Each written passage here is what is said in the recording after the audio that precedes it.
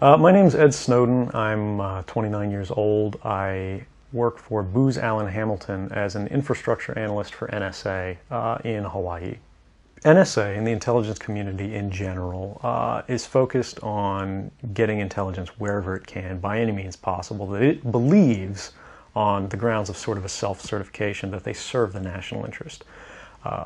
Originally, we saw that focus very narrowly tailored as foreign intelligence gathered overseas. Now, increasingly, we see that it's happening domestically. And to do that, the NSA specifically targets the communications of everyone. It ingests them by default.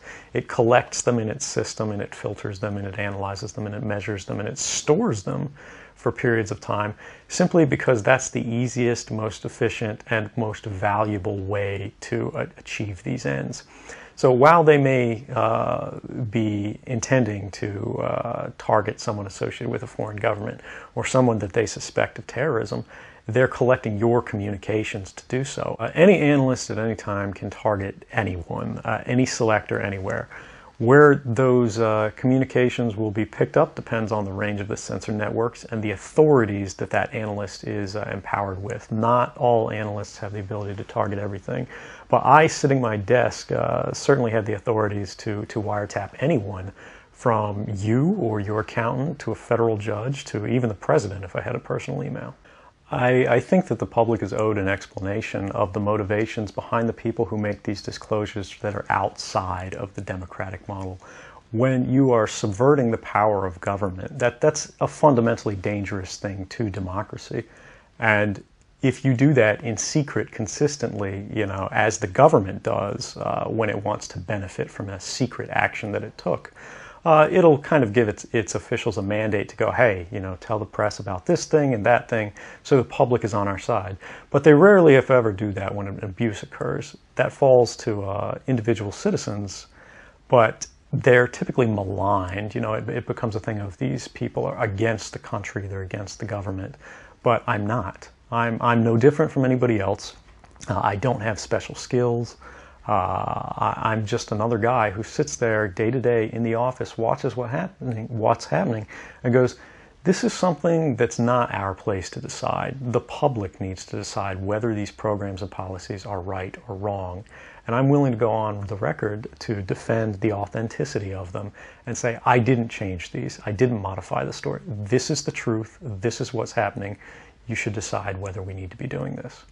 I could be, rendered by the CIA. I could have people come after me, or any of their third-party partners. They work closely with a number of other nations, or they could pay off the triads, or any of their agents or assets.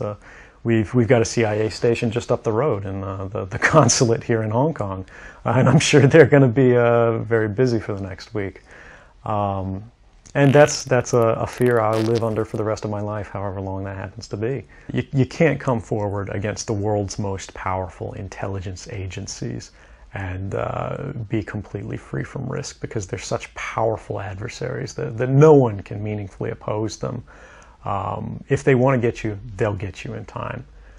But at the same time, you have to make a determination about what it is that's important to you. And if living unfreely but comfortably is something you're willing to accept, and I think many of us are, it's the human nature.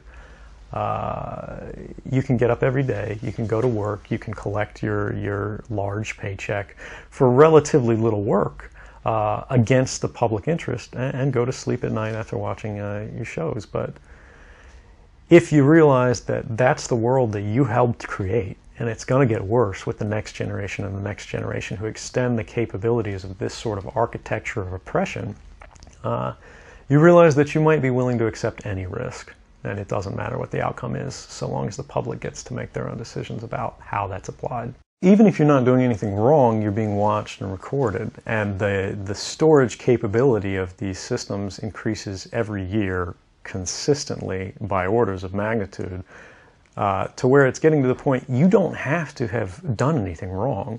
You simply have to eventually fall under suspicion from somebody, even by a wrong call, and then they can use the system to go back in time and scrutinize every decision you've ever made, every friend you've ever discussed something with, and attack you on that basis, to sort of derive suspicion from an innocent life and paint anyone in the context of a wrongdoer.